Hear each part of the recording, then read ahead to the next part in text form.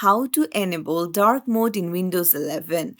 Hey everyone, welcome back to the channel. If you are new here, don't forget to hit the subscribe button and turn on the notification bell to not miss any updates. So let's dive right in. First things first, tap on the search option on the taskbar and then search for system. Go ahead and hit open and then tap on system on the left hand side. Uh, then go to personalization and then you will see colors.